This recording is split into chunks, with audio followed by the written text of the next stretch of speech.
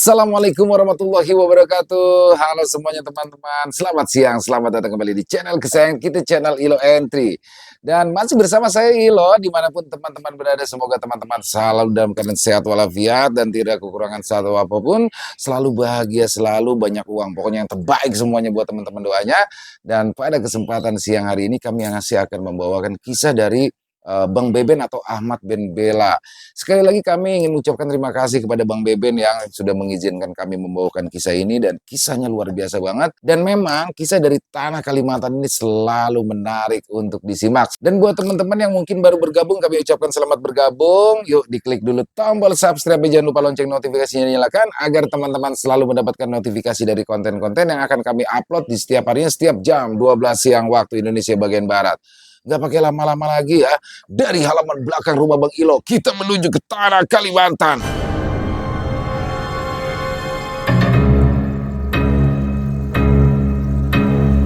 Amardibio di tanah Kalimantan.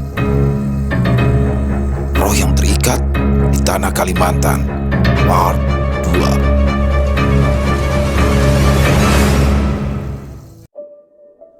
Gali meraih handphoneku, lalu mencoba berbicara dengan Pak Wardoyo di seberang sana. Halo, halo Pak, halo. Rupanya sambungan telepon telah terputus. Dengan raut wajah kecewa, Gali mengembalikan handphone padaku. Kenapa dibanting? Tanya Gali seraya mengerutkan dahi. Aku tercekat. Handphoneku ternyata baik-baik saja. Tidak ada layar retak, juga tak ada genangan darah. Sepertinya aku sedang berhalusinasi. Mungkin karena aku yang terlalu kalut membuatku berhayal yang bukan-bukan. Entahlah, mungkin aku hanya kelelahan. Jawabku lemah sambil menggelengkan kepala. Sepertinya Pak Wardoyo yang menelponmu. Ada apa? Kalau tidak salah, Retno ada di rumah sakit di IGD. Apa kau tahu tempatnya? Hanya ada satu rumah sakit di sini. Ayo, aku dan Gali menanyakan pada petugas jaga IGD. Ternyata Retno sudah dipindah ke ruangan kelas 2. Kami berdua dengan tergesa-gesa menyusuri lorong rumah sakit dan berujung kesasar. Kami kemudian bertanya pada perawat jaga di salah satu ruangan, tapi rupanya mereka tidak profesional. Meja informasi yang semestinya ada petugas juga malah kosong melompong. Para petugas yang semestinya berjaga justru asyik menonton televisi di ruang istirahat petugas di belakang meja informasi. Aku mulai kesal.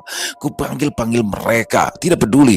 Para perawat itu malah semakin asyik tertawa di depan televisi. Ku gebrak meja, barulah seorang perawat laki keluar dengan wajah cemberut. Ada apa? Sautnya ogah-ogahan. Ruang kelas 2 di mana? Keluar dari ruangan ini belok kanan. Nanti belok kanan lagi, lalu belok kiri. Di sana ada tulisannya, baca saja. Kalau tidak, tanyakan saja orang lewat. Ujarnya seraya balik kanan, lalu kembali menghampiri petugas lain yang menonton televisi. Sudah. Gali menarik lenganku, mencoba menenangkanku yang dilanda emosi. Rumah sakit kelas C, pelayanannya memang seperti sampah. Makanya warga di sini lebih senang berobat ke kabupaten tetangga atau sekalian ke Banjarmasin. Sekarang kita lebih penting mengkhawatirkan Retno, ungkap Gali sambil melangkah. Petunjuk yang diberikan perawat tadi ternyata membingungkan. Kami tidak tahu harus berbelok di persimpangan mana dan lurus di lorong gimana. Papan petunjuk arah juga tampak menyesatkan. Setelah bertanya kepada beberapa pengunjung yang lewat, ruangan yang kami cari akhirnya ketemu. Di dalam ruangan terdapat beberapa pasien yang tengah terbaring tak berdaya di atas ranjang. Masing-masing pasien ditemani oleh pihak keluarga. Mereka sibuk dengan aktivitas masing-masing. Ada yang berdoa dan ada yang bercengkrama. Di salah satu sudut, Pak Wardoyo duduk di sebuah kursi dengan wajah cemas.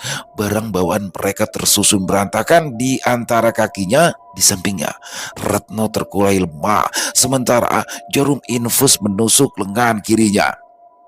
Pak Wardoyo membelai lembut rambut putrinya, seraya menggenggam jemarinya. Sudut matanya memancarkan kesedihan yang mendalam. Di sebelahnya, Bu Lastri menangis sesenggukan, menelungkupkan wajah di ranjang, bahunya berguncang karena isak. Pak Wardoyo mendongak.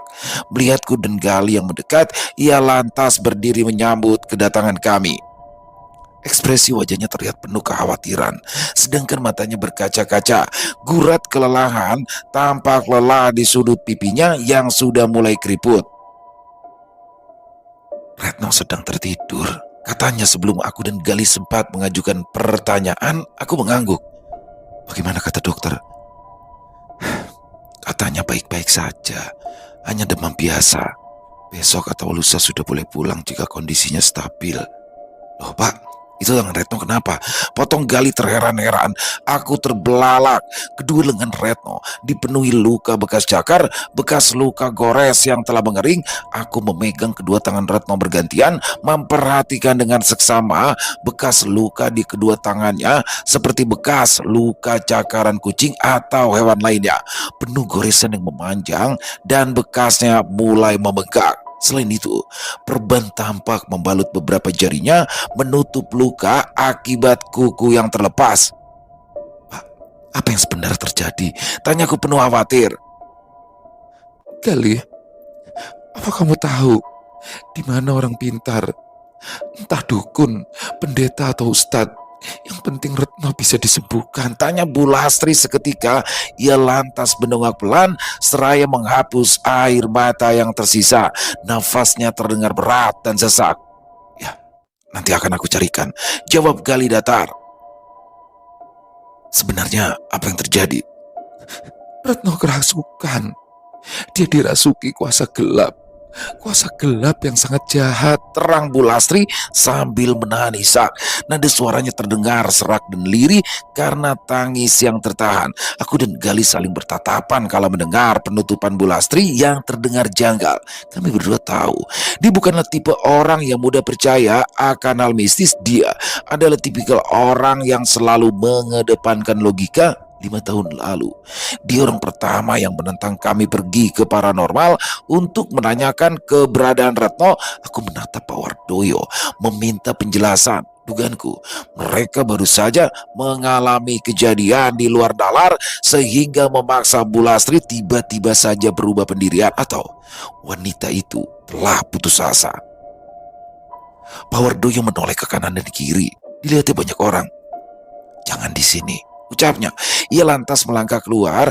Aku dan Gali mengikuti seraya saling lirik. Tampaknya Pak Wardoyo tak ingin pembicaraan kami didengar oleh banyak orang. Di lorong rumah sakit, di depan ruang rawat, kami bertiga berdiri sambil memperhatikan keadaan sekitar. Pak Wardoyo yang terlihat risau membuatku semakin tak sabar, ingin tahu apa yang sebenarnya telah terjadi.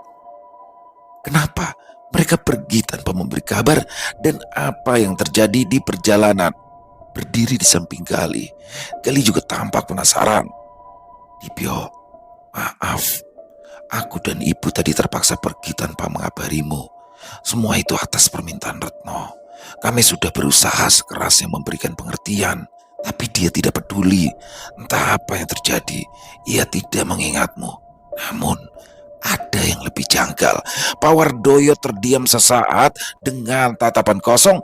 Bibirnya bergetar sementara dada kurusnya kembang-kembis. Apa yang janggal? Selidik Gali. Setelah menghela nafas, Pak Wardoyo kembali bercerita. Katanya Retno menangis semalaman dalam pelukan Ibu Lastri, namun tangisnya tak kunjung berhenti. Keduanya kemudian tersadar bahwa tangisan Retno bukanlah tangisan haru, lebih terdengar seperti rintihan ketakutan. Yang lebih aneh, Retno seketika tertawa. Aku dan ibunya sampai merinding. Itu bukan tawa Retno. Tawanya itu seperti suara nenek-nenek. Aku dan ibunya sempat kebingungan. Untung bapak pemilik kontrakan segera datang. Setelah mengusap wajah Retno dengan air yang dibacakan doa, Retno kejang-kejang sebelum akhirnya tidak sadarkan diri. Mendengar cerita Pak Wardoyo, aku ikutan bergidik. Apalagi tadi siang aku sempat melihat handphoneku mengeluarkan darah. Semua sepertinya saling berkaitan. Kata pemilik kontrakan, Retno memang kadang bertingkah aneh, terutama saat azan maghrib. Retno pasti menjerit kesakitan di kontrakannya. Oleh karena itu, Retno memilih tidur pukul 4 sore dan bangun selepas maghrib. Kata pemilik kontrakan, Retno sebenarnya kenapa Pak? Tanyaku. Pak Wardoyo menggeleng. Dia tidak juga bisa menjelaskan. Ia hanya tahu bahwa Retno tak ingin pulang ke Jawa katanya. Ia tak mau campur masalah pribadi. Hanya saja ia curiga Retno ada yang mengerjai. Kata-kata dari Pak Wardoyo kembali meluncur. Ia menceritakan asal mula kecurigaan pemilik kontrakan. Suatu dini hari sekitar pukul 1:30, bapak pemilik kontrakan terbangun karena lampu di rumahnya mendadak padam. Dalam keadaan setengah sadar, ia meraih senter untuk memeriksa sekring lampu, dan saat hendak menyalakan sekring, mendadak bulu tengkuknya merinding. Ia merasa ada yang meniup pelan di bagian belakang leher. Ia merasa ada yang memperhatikannya di balik kegelapan. Ia merasa seolah seperti sedang diintai. Ia juga mendengar bunyi kretek-kretek seperti suara kucing mencakar kaca. Ia bergegas menyalakan sekring lampu, lalu berbalik untuk memperhatikan keadaan sekitar. Ia mengira ada maling yang hendak mencuri. Saat itulah ia melompat kaget sambil mengucap istighfar. Ternyata Retno tengah berdiri di balik jendela memperhatikan si pemilik kontrakan sedari tadi. Retno hanya mematung di balik tirai dengan mata melotot sempurna. Si pemilik kontrakan hendak menghampiri, tapi ia langsung mengurungkan niat. Ia mundur perlahan sambil membaca doa. Ternyata Retno memegang pisau dan matanya tak pernah lepas dari pemilik kontrakan. Lelaki itu lantas bergerak masuk ke dalam rumah, lalu mengintip dari balik jendela. Ia sekali lagi kaget setengah mati. Ia bahkan gemetaran. Ternyata mereka beradu mata. Yang lebih mengerikan, Retno tiba-tiba tersenyum dengan sorot mata menakutkan. Mendengar cerita Pak Wardoyo, aku ikutan menahan nafas. Gali yang tidak terlalu percaya bahkan ikutan cemas. Bulir-bulir keringat mulai menetes di wajahnya yang kelelahan. Pak, kata jenengan, si pemilik kontrakan yang menyembuhkan Retno dini hari tadi, apa dia tidak bisa membantu? Tanya Gali. Kata pemilik kontrakan, meski ia bisa sedikit ilmu kebatinan, tapi tak bisa berbuat banyak. Aku ndak tahu apa maksudnya. Yang jelas, dia bilang ilmunya kalah Tuha. Jawab Pak Wardoyo lemah. Kami kemudian terdiam hingga Pak Wardoyo kembali buka suara. Hanya saja, dia sempat melihat makhluk yang menempel di badan Retno. Makhluk? Makhluk apa, Pak? Balasku dan Gali hampir bersamaan. Kamiak berambut darah. Kamiak? Aku mengerjitkan dahi. Ya, Kamiak berambut darah. Aku ndak tahu pasti, hanya itu yang dia sampaikan. Katanya, ia bahkan tidak berani menyebut namanya, takut didatangi. Tutup Pak Wardoyo dengan suara lirih hening.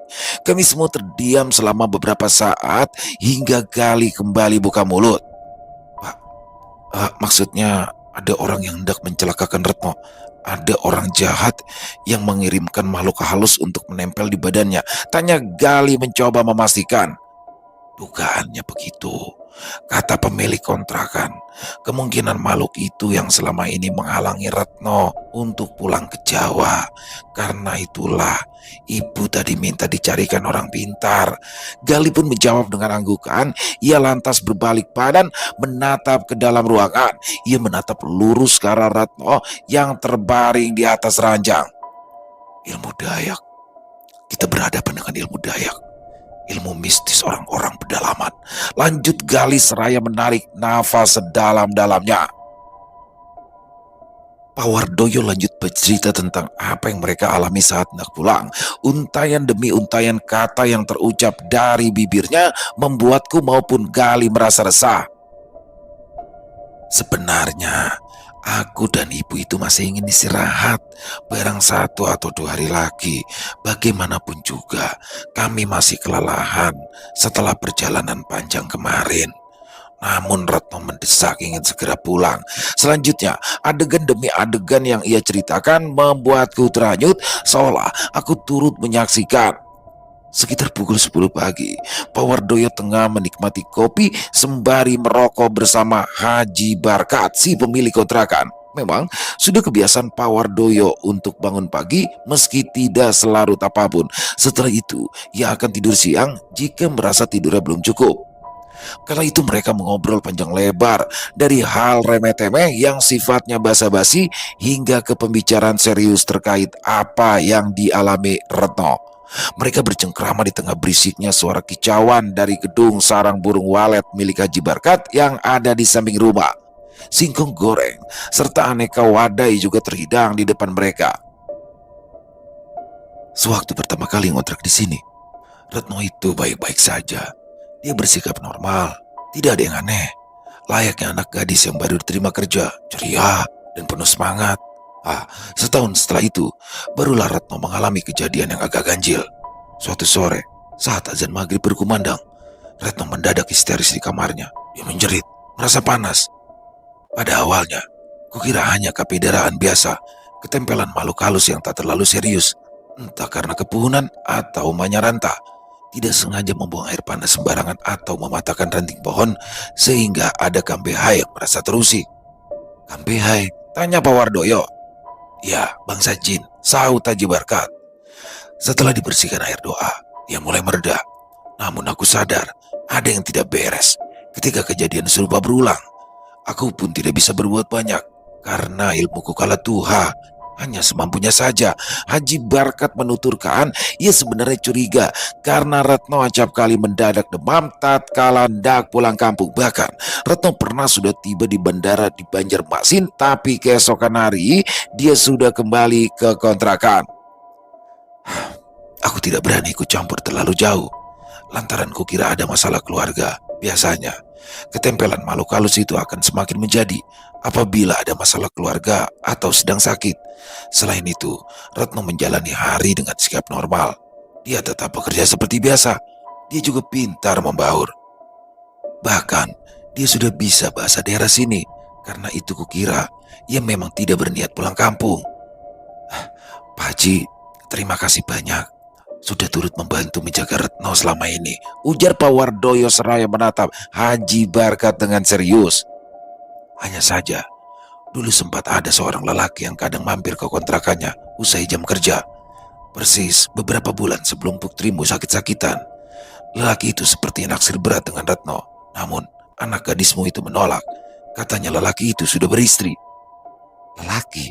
Seorang lelaki? Sopo? Buru Pak Wardoyo. Atasannya. Lelaki itu adalah kepala cabang tempat Retno bekerja. Mendengar cerita dari Pak Wardoyo, dadaku bergemuruh, emosiku menggelegak seketika dapat kurasakan. Darahku mendidih karena marah. Kurang ajar. Akan ku cari lelaki itu. Akan ku hajar dia. Akan ku buat dia menyesal karena telah berani mencelakai Retno. Sentakku penuh emosi, Gali bergegas mencengkram kedua pundakku lalu menatapku tajam. Dibyo, tenang. Jangan sembarang menuduh kalau tak ada bukti. Aku tidak peduli. Siapapun yang berani mencelakai Retno, maka akan berhadapan denganku. Shh, pelankan suaramu. Kita jadi perhatian orang. Dengan kasar ku tepis cengkramannya, ku tinggalkan Gali dan Pak Wardoyo, lalu mendekat ke arah Retno yang masih terbaring dengan perasaan kesal. Keluarga pasien lainnya terheran melihat tingkahku. Sementara Gali masih lanjut mengobrol dengan Pak Wardoyo. Sejurus kemudian Gali tampak menelpon seseorang. Di hadapanku Retno masih terlelap. Nafasnya pelan teratur sementara dadanya bergerak naik turun. Entah kenapa hatiku terasa sakit. Aku sangka perjalanan cinta kami akan serumit ini. Kurai tangannya memperhatikan bekas luka gores yang membengkak. Tadi dia kerasukan, ujar Bu Lastri lirik. Kulihat matanya sebab dan wajahnya pucat. Kerasukan? Bu Lastri mengangguk pelan. Tadi, sewaktu Bapak mengobrol di luar bersama pemilik kontrakan, Retno tiba-tiba membangunkanku yang tidur di sebelahnya. Saat membuka mata, kulihat Retno sudah dalam keadaan panik. Dia memaksa pulang ke Jawa hari ini juga. Tapi dalam perjalanan, dia tiba-tiba mengamuk. Hampir saja kami celaka. Hampir celaka? Bu Lastri sekali lagi mengangguk. Katanya mereka pergi terburu-buru atas permintaan Retno. Retno saat itu juga langsung menelpon travel dan memesan 3 tiket tujuan Banjarmasin. Tapi Dok, Dibyo itu ada di sini. Dia sudah jauh-jauh datang dari Jawa demi untuk menjemputmu. Apa kamu... Wes Bu, Aku ora kenal karo sing jenenge Dibyo. Aku benar-benar tidak kenal dia dan tidak mau berurusan dengannya. Pokoknya hari ini juga kita pulang, Bu. Retno rindu sama bapak sama ibu. Retno rindu sama rumah, sama adik. Retno takut, Bu. Retno takut, kata Bu Lastri. Retno pun mulai menangis dan memeluknya sangat erat. Tangisan Retno tak ubah tangisan anak kecil yang merengek pada ibunya. Tangisan anak kecil yang takut ditinggal pergi orang tuanya. Batin Bu Lastri terenyuh melihat sang anak yang begitu menderita. Karena itu, Dip, aku karo bapak sepakat tidak mengabarimu.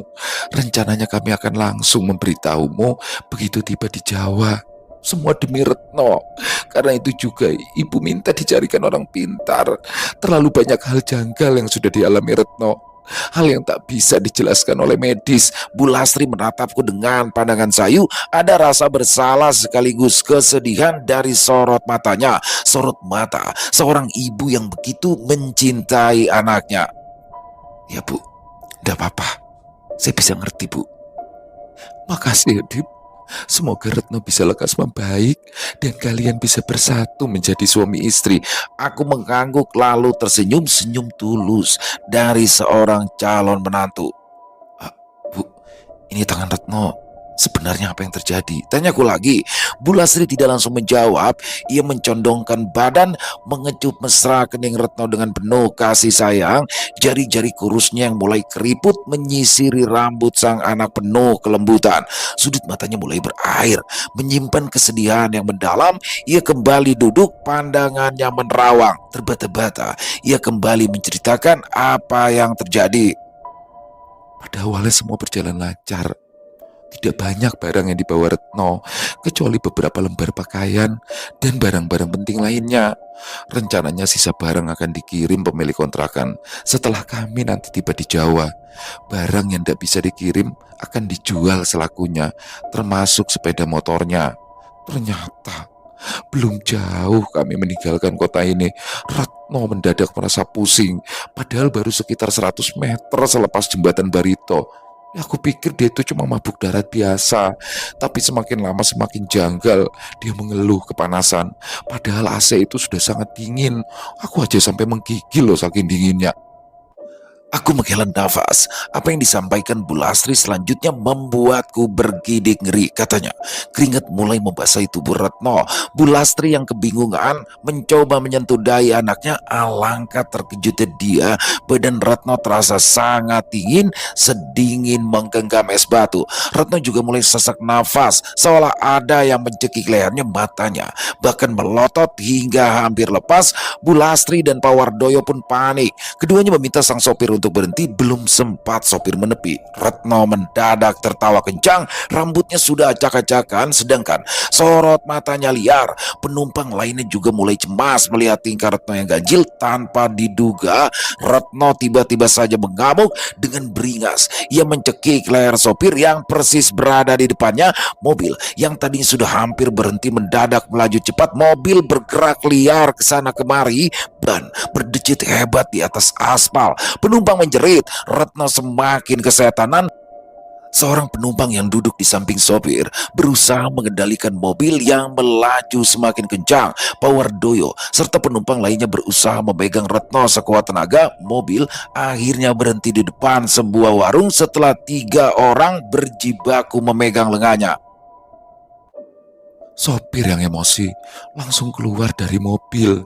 Dia hendak memarahi Retno, namun dia langsung mundur ketakutan demi melihat tampang Retno yang menyeramkan. Hingga beberapa saat kemudian Retno terkulai tak berdaya. Penumpang lainnya berhamburan keluar takut. Takut Retno akan membahayakan keselamatan mereka. Orang-orang kampung berkerumun ingin tahu apa yang terjadi. Setelah berunding, aku karo bapak sepakat untuk membatalkan kepulangan kami ke Jawa. Kami mencegat mobil lewat dan meminta tolong mengantarkan ke rumah sakit. Selama beberapa detik aku membisu. Aku seolah kehilangan kata-kata. Selang beberapa saat, Pak Wardoyo dan Gali sudah di samping. Sebaiknya kita berdoa, memohon keselamatan bagi Retno. Retno ajak Pak Wardoyo. Kami semua sepakat lalu mengatur posisi di samping ranjang Retno. Pak Wardoyo membuka handphonenya, mencari doa perlindungan di Google. Kuraih kalung rosario, menautkan jemari dengan kedua sikut bertopang pada ranjang. Kami semua tertunduk penuh hikmat tatkala Pak Wardoyo mulai mengucapkan doa. Setelah doa selesai dibacakan oleh Pak Wardoyo, kami semua tiba-tiba tersentak. Tiba-tiba ada suara tadi kenal menyahut. Suaranya lirih, serak dan berat. Suara yang membuat bulu kuduk merinding. Suara berdesis yang terdengar sangat jelas di telinga. Saat itulah kami tersadar Retno telah duduk dengan rambut acak-acakan, kepalanya bergoyang pelan, sedangkan bola matanya berputar hingga hitam sempurna. Aku bergidik, wajahnya terlihat seram. Ia menatap Pak Wardoyo dengan seringai mengerikan. Amin, ucapnya sekali lagi. Nak, ini ibu nak, tegur Bu Lastri. Retno memalingkan muka, menatap ibunya seraya tersenyum misterius. Ibu dan bapaknya terus memanggil, tetapi Retno hanya mematung. Sedetik kemudian, tubuhnya melemah, lalu limbung begitu saja. Ia kembali tak sadarkan diri. Dengan wajah pucat pasi, Bu Lastri merangkul anaknya. Diciumnya dengan mesra. Ia kembali terisak dengan suara getir yang menyayat hati. Dibio, ayo, ajak Gali, aku mengangguk. Permisi Bu, Pak, aku dan Gali akan mencari orang yang bisa menyembuhkan Retno. Jawabku singkat. Mereka mengangguk lemah, menatapku penuh dengan harap. Aku bangkit berdiri dengan penuh keyakinan. Aku melangkah dengan tekad bulat.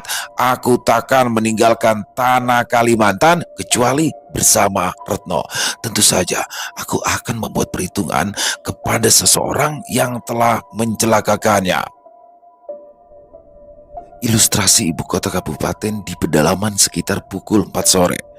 Aku dan Gali kembali melaju di ruas jalan kota yang lengang. Mobil double garden berbagai merek terlihat berseliweran. Meski daerah perkotaan, jalan aspal yang kami lalui banyak tanjakan dan turunan. Selain itu, jalannya sempit dan satu jalur. Hanyalah area komplek perkantoran Pemda dan rumah jabatan bupati yang landai dan dua jalur. Hutan belantara yang lebat terlihat mengelilingi kota berbukit ini. Informasi dari Gali, kabupaten ini merupakan pemekaran dari kabupaten induk 17 tahun yang lalu. Ibu kota kabupaten ini juga tidak terlalu besar, kurang dari setengah hari siapapun akan hafal ruas jalan di sini. Aku mengedarkan pandang, memperhatikan aktivitas masyarakat sekitar. Meski berada di daerah pelosok, ternyata kota ini tidak seperti yang kubayangkan. Selain harga barang yang mahal, kehidupan masyarakat tampak normal. Mereka mengenakan baju dan pakaian layaknya orang kebanyakan. Awalnya, aku kira orang Dayak akan mengenakan pakaian tradisional dalam kehidupan sehari-hari.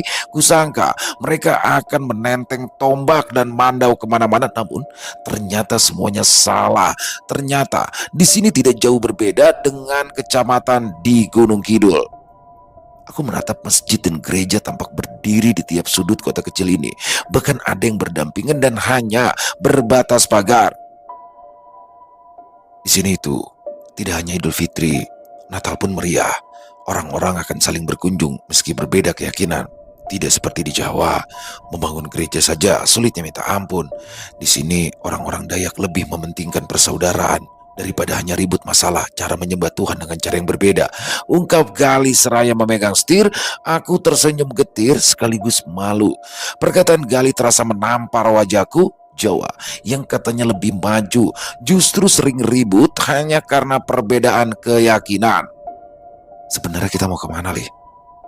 Ke gereja Katolik. Hanya ada satu gereja Katolik di sini, lainnya Protestan. Mungkin ada pastor yang bisa melakukan eksorsis. Aku kembali diam dan menurut saja kemana Gali membawaku. Maaf Mas, kami tidak bisa berbuat banyak. Di sini tidak ada fasilitas pengusiran setan. Sebaiknya berdoalah, meminta perlindungan kepada Tuhan. Tuhan akan menyertai jika kalian sungguh-sungguh. Selain itu, cobalah hidup harmonis dengan mereka yang tak kasat mata. Jawaban dari pastor itu membuatku kecewa. Lalu kenapa tidak ke psikiater saja, Mas? Di Palangkaraya atau di Banjarmasin kan ada dan sudah ditanggung oleh BPJS. Tambah sang pastor lagi sembari membenarkan jubah putihnya yang sudah mulai pudar dan lusuh, aku melenggu pelan. Gimana mau ke psikiater, Pak? Baru keluar kota beberapa meter saja, Retno langsung sakit. Gali mendang kakiku, menyuruhku untuk tidak bicara lagi. Ah, Enggi, Pak. Maaf mengganggu. Kalau begitu kami permisi dulu, ujar Gali bernada sopan. Sejurus kemudian kami pergi meninggalkan area gereja dengan tangan kosong. Mobil bergerak perlahan melewati patung Bunda Maria dan Tuhan Yesus yang menghiasi taman yang tertata rapi. Mobil berbelok ke arah kiri, kembali menyusuri jalan yang menanjak dan menurun. Hari kian sore, senja kuning kemerahan tampak menggantung di langit. Di pinggir jalan, para remaja berjalan dengan membawa gayung berisi sabun dan juga sampo. Handuk tersampir di pundak mereka. Sedangkan anak-anak terlihat berlarian dan saling kejar sambil tertawa. Dugaanku, mereka akan mandi di sungai. Lih, sebenarnya kau yakin Retno terkena guna-guna atau hanya depresi saja? Mendengar pertanyaanku kali ini, Gali nampak terkejut. Ia mengerjitkan dahi, menatapku dengan sorot mata kebingungan. Menyadari aku serius, Gali akhirnya menyaut. Entahlah, Dip. Melihat Retno tadi dan mendengar cerita dari Pak Wardoyo, ya kemungkinannya seperti itu. Kita harus mencoba segala kemungkinan. Apa yang terjadi dengan Retno? Aku akan berusaha membantu sebisanya. Apa yang terbaik bagi kalian pasti akan kulakukan. Aku tercenung kala mendengar jawaban Gali. Aku merasa beruntung punya sahabat setia di tempat yang asing ini. Ia sudah banyak membantu sejak awal kedatangan kami. Tidak hanya waktu dan tenaga, tapi juga biaya. Ia menolak jika kuberikan uang untuk mengganti ongkos bensin atau sekedar membayar makan. Makasih banyak ya. Desaku pelan. Gali menatapku sambil tersenyum, mengangguk pelan lalu kembali berkonsentrasi ke jalanan. Sekarang kita kemana? Apa kita ke masjid saja? Mungkin ada ustadz ataupun kiai yang bisa membantu. Gali berdaun pelan, seperti sedang berpikir. Apa kita ke Haji Barkat saja? Kalau dia tidak bisa membantu, ya siapa tahu dia bisa memberi petunjuk. Mobil terus melaju dengan kecepatan sedang menyusuri jalan kota yang sudah mulai ramai dengan aktivitas penduduk menyambut pergantian siang menuju malam. Akhirnya kami kembali lagi memasuki gang menuju kontrakan Retno. Di langit senja kian redup dan suara mengaji dari pengeras suara masjid melantun merdu. Mobil bergerak kian lambat dan berhenti sepenuhnya di depan kontrakan Retno. Seorang bapak-bapak yang memakai sarung dan peci mengawasi dari teras rumahnya yang ada di samping kontrakan. Begitu kami turun dari dalam mobil, matanya yang tajam tak pernah lepas memperhatikan. Ia mengernyitkan dahi melihat kami mendekat ke arahnya. Setelah mengetahui maksud dan kedatangan kami, barulah dia tersenyum. Aku dan Gali dipersilakan duduk agar lebih leluasa mengobrol. Pak, saya minta maaf atas kegaduhan dini hari tadi. Saya belum selesai kalimatku, dia sudah memotong. Tidak apa-apa, Dek. Pak Wardoyo juga sudah cerita banyak tadi pagi. Hanya saja Retno itu sudah kuanggap anak sendiri. Takut kalau dia sampai kenapa-napa. Maka dari itu, Mang, kami kemari mau minta tolong. Sambung Gali. Tolong apa? Pak, Retno sekarang itu berada di rumah sakit. Timpalku. Haji Barkat kaget setengah mati kala mendengar ucapanku. Dua bola matanya membesar di bawah dahinya. Ku ceritakan semua yang terjadi. Lelaki parubaya di hadapanku ini mengangguk-ngangguk beberapa kali juga sambil mengelus dada. Ia ikut merasa prihatin. Aduh, gimana ya? Saya juga bingung. Kalau orang kesurupan, saya mungkin masih bisa membantu. Tapi untuk kasus Retno ini agak berbeda. Dia itu bukan sekedar kesurupan. Arwah penasaran yang di badannya itu terlalu kuat. Kalau sampai salah penanganan, bisa-bisa membawa umur. Aku menarik nafas dalam-dalam. Kata-kata yang ia sampaikan membuatku resah. Aku melirik Gali dan ia pun mengangguk. Begini Bang Haji, maksud kami, apa pian tahu ada orang yang bisa membantu menyembuhkan Retno? Tanya Gali. Haji Barkat merenung sesaat, menggaruk-garuk kepalanya yang tertutup peci putih. Dahulu, tidak susah mencari orang yang bisa seperti itu. Sejak kampung ini berubah menjadi kota, orang yang punya kebiasaan dengan dunia gaib semakin langka. Kebanyakan sudah meninggal. Keluhnya, aku dan Gali jadi ikutan lemas melihat Haji Barkat yang tak bersemangat. Sejurus kemudian, istri beliau membuka pintu. Rupanya, ia mencuri dengar perbincangan kami tadi tanpa diminta. Wanita yang mengenakan jilbab itu langsung nyerocos. Anu bah, coba pian hubungi Mina Kurik. Dia kan bisa Badewa dan Sang Hyang. Cobalah telepon dia. Siapa tahu bisa membantu. Haji Barkat menatap istrinya seraya mengernyitkan dahi. Mina Kurik? Mina siapa? Itu mertuanya ponakanmu. Mertuanya si Ilham. Iya, si Kurik ya. Aku baru ingat. Tapi kampungnya jauh di hulu sana. Kada ada jalur darat. Harus lewat sungai. Mana nggak ada sinyal. Beliau kan sedang di kampung atas. Ada acara tiwa di sana. Ilham ada cerita kemarin. Haji Barkat mengangguk-angguk, sedangkan aku dan Gali hanya bisa menyimak obrolan sepasang suami istri ini. Haji Barkat kemudian menatap kami sambil sumringah. Oke, bisa diatur. Kalian di rumah sakit kan? Nanti ku telepon Pak Wardoyo untuk menanyakan ruangannya. Aku dan Gali akhirnya menarik nafas lega mendengar ucapan Haji Barkat. Setidaknya ada harapan bagi Retno. Kami kemudian pamit undur diri menanti kedatangan Mina Kurik untuk menyembuhkan Retno. Azan maghrib berkumandang, saling bersautan antara masjid dan musola di kota ini. Aku terheran saat Gali menepikan mobilnya dan berhenti di pinggir jalan. Kok berhenti? Kenapa? Kamu mau dianggap kurang ajar? Ini kota kecil, bukan kota besar. Masyarakat di sini biasanya jarang keluar saat maghrib. Kalau berkendara, mereka berhenti sebentar hingga azan selesai. Ya, kita kan di dalam mobil. Mereka pasti tidak melihat kita. Lagian mereka juga tidak mengenal siapa kita. Itulah, aku sudah terbiasa dengan adat di sini. Apalagi mesku itu kan dekat dengan desa. Adatnya semakin kental. Kayaknya kebiasaan itu ke bawah kemana-mana. Meski saat aku ke Palangka atau ke Banjar, otomatis saja berhenti kalau mendengar azan maghrib. Terserah kau saja, Lih. Keluhku mengisi waktu. Aku dan Gali merokok di dalam mobil. Kami lantas berdiskusi memikirkan rencana selanjutnya. Sebaiknya kita cari makan dulu. Kau kan belum makan dari siang. Bapak dan ibu juga pasti sudah lapar berat. Kita bungkus saja, terus beli air mineral 1 dus. Nanti kita makan bareng aja di rumah sakit. Usul Gali. Ya, Lih, sautku sambil menyasap rokok. Lih, malam ini aku tidur di rumah sakit. Aku ingin menemani calon mertua menjaga Retno. Tambah aku. Gak kemes dulu. Ya mungkin kau mau mandi atau ganti pakaian. Aku menggeleng sementara rokokku semakin pendek. Oke, baiklah, kalau itu maumu nanti aku pulang dulu, baru balik lagi ke rumah sakit. Nanti kita pindahin aja tas mereka ke kontrakan Retno. Azan maghrib berhenti, mobil pun kembali bergerak, namun warung makan di pinggir jalan belum buka dan toko kelontong rupanya tutup. Kata Gali, para pedagang baru kembali berjualan setelah orang-orang pulang dari masjid. Terpaksa kami berputar-putar tak jelas di kota kecil ini. Aku dan Gali sudah menyusuri lorong rumah sakit yang sepi. Hanya ada 1-2 pengunjung atau perawat yang berpapasan dengan kami berdua. Tanganku memegang erat. 1 dus aqua ukuran 600 mili ku sandarkan di dada, sedangkan Gali dia menenteng 5 bungkus lalapan serta beberapa camilan yang dibungkus kantong kresek. Begitu memasuki ruangan di mana Retno dirawat, aku terperangah. Ternyata Retno sudah sadar meskipun masih lemah.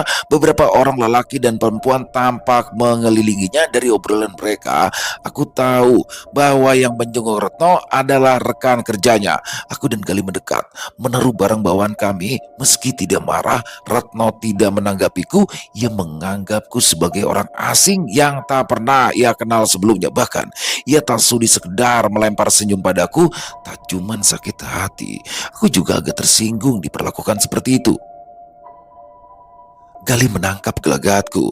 Untuk mencairkan suasana, ia pun lalu mengajakku berkenalan dengan rekan-rekannya Retno. Ternyata salah seorang di antaranya adalah pimpinan cabang lelaki yang hendak membuat Retno celaka, mataku tak pernah lepas mengawasi lelaki itu meski hanya sedetik. Taksir, usianya awal 40-an tahun, ia berpenampilan rapi dan parlente serta berambut klimis, ciri khas pegawai bank. Di balik sikapnya yang ramah, aku dapat mencium sifat busuknya. Entah kenapa, darahku terasa panas dan amarahku ingin meledak seketika. Gali menendang kakiku dan matanya melotot. "Hus," ucapnya dengan sigap. Gali mengajakku keluar. Setelah mengucapkan permisi dengan langkah gontai, aku mengikuti Gali yang berjalan keluar ruangan. Tanganku bergerak cepat meraih sebuah benda yang ada di meja pasien di dekat pintu. Benda itu kupegang erat dan kusembunyikan di balik lengan. Berdiri di depan pintu, wajahku tegang menanti lelaki itu keluar dari ruangan. Detik demi detik terasa berlalu sangat lama. Aku gelisah dan gugup, pelukku mulai membasahi wajah dan menyatu di ujung dagu. Jantungku berdetak lebih cepat. Tatkala lelaki itu mulai melangkah keluar ruangan, ia tersenyum lebar, bercengkrama bersama beberapa orang lainnya. "Dibio, kamu apa?" tanya Gali. Ia mendelik melihatku. Aku tak menggubris. Tangan kananku memegang pisau sangat erat. Pisau pengupas buah yang bergerigi. Dapat kurasakan adrenalinku yang terpacu memompa jantung dan aliran darah. Tanganku yang menggenggam pisau gemetar hebat. Gali mulai berteriak, tapi suaranya tak terdengar kecuali suara jantungku yang berdetak cepat. Selesai. Wah, luar biasa kisah dari Bang Beben ya. Ini bener-bener kayak terhanyut di dalam kisah ini. Bagaimana saya salut banget ya sama Galih ya. Bagaimana Galih bener-bener menemani Dibio sahabatnya kemana-mana. Dia mengorbankan waktunya, uangnya, tenaganya. Dan di sini Dibio juga keren ya, nggak kalah keren bagaimana dia memperjuangkan cinta. Wah, ini cinta sejati banget nih. Jadi bagaimana akhirnya nanti kita masih sama-sama penasaran teman-teman ya.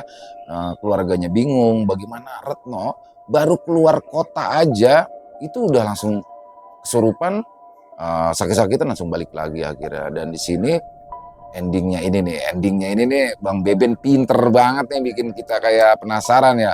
Di situ amarahnya membuncah dan sudah genggam pisau nih. Aduh, buat teman-teman yang makin penasaran, pokoknya kita lanjut besok jam 12 siang, jangan sampai ketinggalan. Dan oh iya, satu hal lagi sih, saya tertarik sekali dengan penggambaran Bang Beben tadi tentang kisah tentang situasi di Kalimantan. Bagaimana di Kalimantan itu sendiri memang sangat tingkat toleransinya itu tinggi banget ya. Bagaimana Dibio dan Gali ini kan adalah non Muslim, tapi ketika azan maghrib dia langsung berhenti tuh. Jadi naik mobil ke pinggir jalan berhenti sampai dengan azan selesai. Aduh, di sini bener-bener ya. Dan Galinya sendiri bilang memang di Kalimantan ini tingkat toleransinya tinggi, bahkan masjid dan gereja bisa berdampingan. Di sana juga ada agamanya Hindu Kaharingan. Jadi semua mereka hidup berdampingan tanpa adanya pertikaian, percekcokan. Luar biasa sekali. Jadi doain deh sama teman-teman ya biar saya bisa berangkat ke tanah Kalimantan untuk mungkin kita bisa jumpa di sana nanti ya. Dan buat teman-teman sekali lagi semoga terhibur dengan kisahnya, dan silakan yang punya komentar lain bisa menuliskan di dalam kolom komentar ataupun hanya sekedar saling menyapa. Insya Allah kami akan membalasnya satu persatu. Buat Bang Beben sekali lagi terima kasih atas kisahnya yang luar biasanya. Buat teman-teman yang penasaran jangan sampai ketinggalan besok jam 12 siang ya. Masih bersama saya Ilo di channel Ilo Entry. Dan di akhir kata saya Ilo mengucapkan permohonan maaf apabila mungkin dalam pembawaan kisahnya ada kata-kata saya yang salah ataupun ada kata-kata saya yang kurang berkenan. Saya mohon dibukakan pintu maaf yang seluas-luasnya. Dan sampai berjumpa besok lagi jam 12 siang. Masih bersama saya Ilo di channel Ilo Entry. Salam sehat bahagia selalu untuk kita semua. Wassalamualaikum warahmatullahi wabarakatuh.